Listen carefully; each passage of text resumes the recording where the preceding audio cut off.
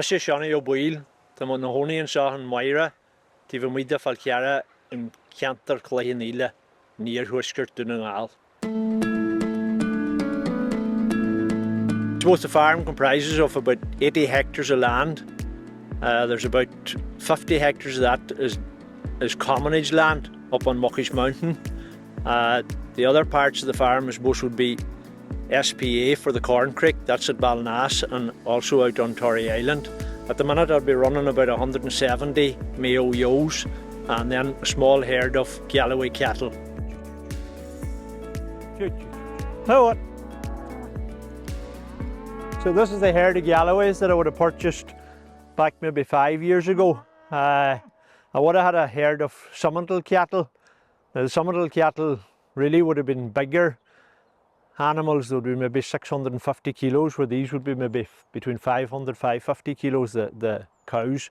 The reason I suppose I got into the cattle, this breed of cattle, was for their hardiness, and as I said, the lighter animal, easier on the ground, less inputs regards feed in the winter time. These particular cattle were some of the cattle that was used for the conservation grazing out in Toraigh Island as part of the Corncrake project. Now I suppose the next step in that process now, from September on, I'll be grazing off some of the fields here on the mainland that's in the Corncrake project to help, I suppose, the biodiversity within them fields and try to get the structure better where there'd be maybe overgrown and that there. So they'll be used for that. And then the plan next year is to put them cattle up to my own commonage to help graze the commonage up there, places that has gone into rank vegetation or rougher grass that the sheep aren't actually grazing, that these will go in there and do a job on that. But we're here now at Balnass, and this is classed as special protection area for the Corncrake. It's one of those birds, endangered birds, that's here, and I suppose the main areas for it is Donegal and Mayo, that they're still to be got. This project started 5 years ago now. It's actually finishing now at the end of this year.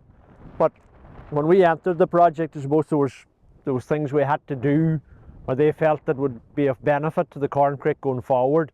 So for example, this meadow here, I haven't had any stock in here since the 1st of January. The reasons behind that is to give it time to establish, and then basically you're not in with any machinery or stock during the breeding season for the Corncrake. Another part of the project and the actions we had to do was put in early cover for the Corncrake. By that I mean an area of nettles where they would have a bit of cover when they actually come here from Africa in the end of April. So we can see where the ELC is created over here in the corner of the field. So we're standing here now where we created the ELC, which is early late cover for the Corncrake. How that was done was we got old farmyard manure and rotten rounds of bales, and it was put out over this area here, so which is a quarter of an acre of land here, and then the nettles then were pulled from other areas here in the locality and they were planted in here on the ground, and then they've taken off since. So I'm able to graze this down now in the winter time just to clean it up again, and the animals eat whatever grass and stuff is here in through it, and then this will all regenerate again next spring again, and it'll give that cover to the bird when it comes here in April.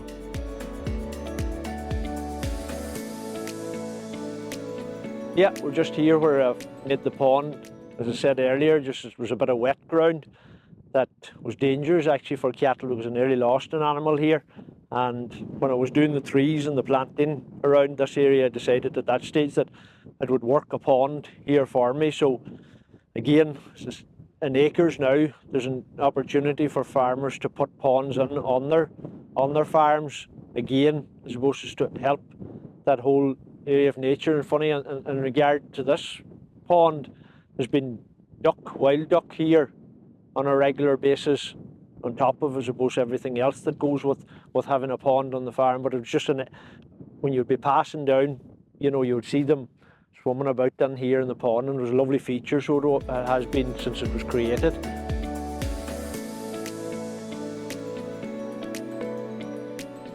Standing here on the Letterkenny to Burtonport railway line, it actually cuts through our commonage land. Now, as regards the commonage here, I would run a flock of Mayo sheep up here. But just as we look on the area, there are areas here and in the same on a lot of commonages where there could be rank vegetation, maybe long heathers and that there. And then the plan would be is to do a kind of conservation grazing with the cattle on them areas to help bring life back to it. So basically the cattle would get in there, they would have the collars on them. I would be able to say where they would go in that area, keep them for so many days or a week or 2 weeks, and then move them on to another area. And that means you're not actually damaging the landscape, you're just helping it to regenerate by grazing away the rough stuff and allowing the new stuff to come back. When I took over the farm in '91, my uncle would have been at that time, would have had maybe the up on 35 head of cattle going to the mountain every day. You'd walk them up at 12, 1 o'clock. They would come back down, or you'd have to go looking for them at 8 or 9 o'clock at night. But now, I suppose 35 nearly years later, I'm actually returning to the same system that my uncle would have used and my father would have used back then. So I suppose maybe it's working with nature in a wee bit in one way, and working with the land that I have